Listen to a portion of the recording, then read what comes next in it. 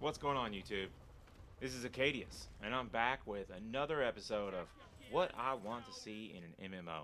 For those of you just now joining us, this is part 3 in an ongoing series where I just talk about things that I think is super cool in MMOs that maybe was in older ones but hasn't been seen in one in modern days, or things that I haven't seen before that I think would be a great addition to an upcoming MMO.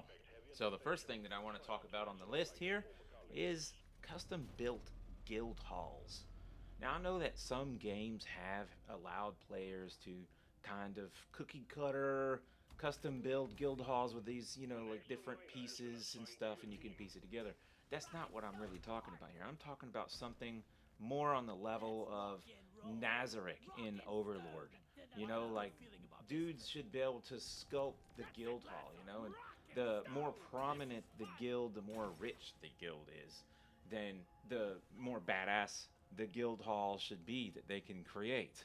I'd really just love to see a lot of stuff. You can make the skybox, right? It really comes to mind. The skybox that they built in Nazarick in the arena floor is just awesome.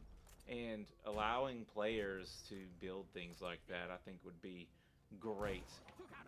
Replay value, it would really add a lot to the game here in terms of, well, we did everything within a few weeks, and now we're just going to quit the game for a month or two until the next content release comes out.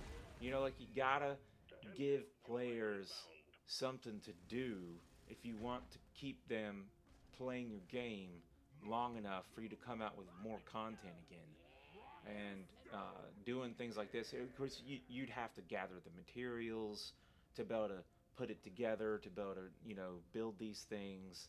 I think that EverQuest Next Landmark, even though the game is defunct, because duh, everybody wanted actual EverQuest Next. We didn't want Landmark. Like, why are you building a game to build a game? Just build the first game that you wanted to make to begin with.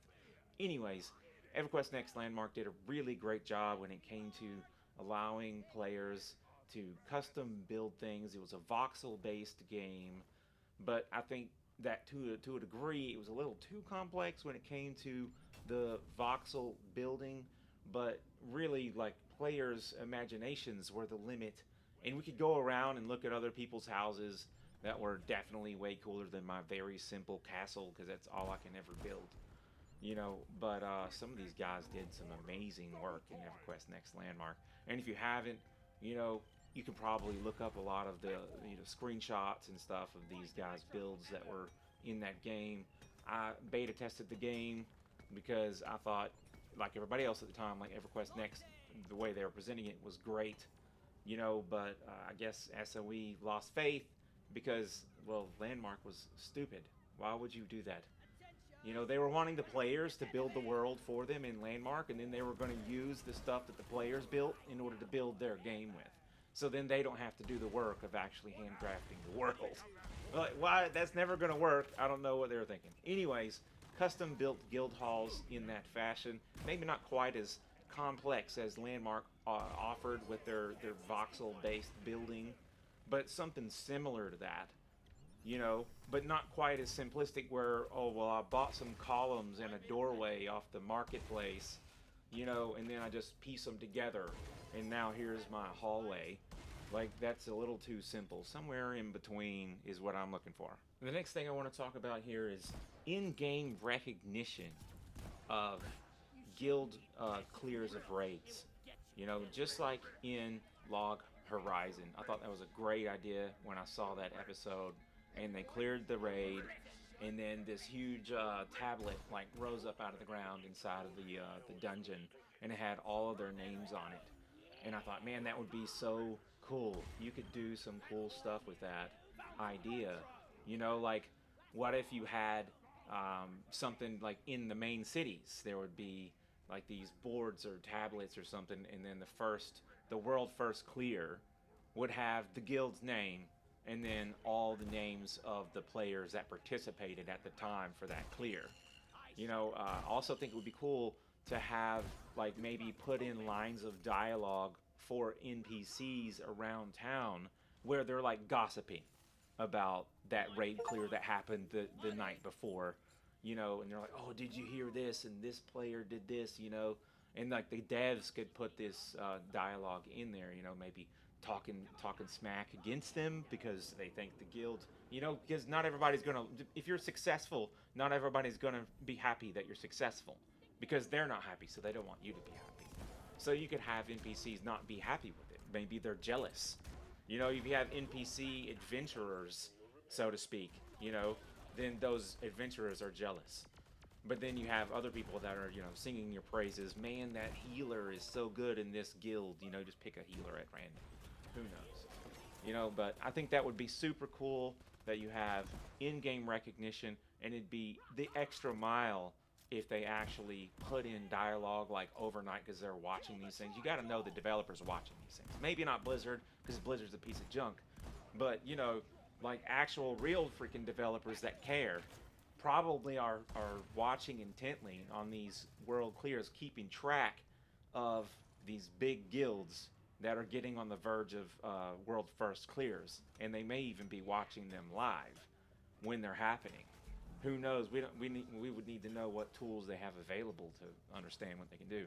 But either way, I think that would be badass. Recognition of I don't know, like super difficult quests would be great.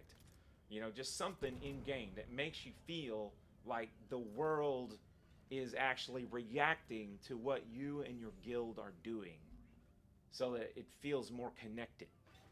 That would be badass. So the next thing I want to talk about is a staple in anime, which is adventurers guilds. I think like all the modern MMOs coming out, they really need to be looking at what anime is doing because they got some great ideas there, and they need to be stealing those ideas every chance they can get. They need to have an adventurers guild. An adventurers guild that pays the players not in gold. They pay the players gold, but they take monster parts in return, just like in anime. It doesn't make any freaking sense. What are the trolls running around buying with all this gold that they've got in their pockets? What is a wyvern doing with gold in their pockets, or a fire elemental? I killed a fire elemental and 200 gold popped out. Where? What is he doing with it? It makes no sense. It makes more sense that these monsters would drop different monster parts, and then you go to the Adventurers Guild in order to sell those parts to the guild and then get your gold in return. Or you could keep the parts and use them for crafting. One of the two, you got to make the decision. I think that would be really good and help tie the world together and stop this whole thing that's just been going on for decades where you kill monsters and you get gold. But it never made any sense that these monsters are, no matter what monster it is, it's not even a sentient monster. It's a slime. He's got gold, I guess, because it ate an adventurer, and then the gold didn't digest. But even in D&D, they explain, like, they don't do that. They just they let the metal fall out. They dissolve you, and then all the metals fall out of the slime, and the slime continues. So you're not going to kill a slime and get gold out of it. That's not how that works.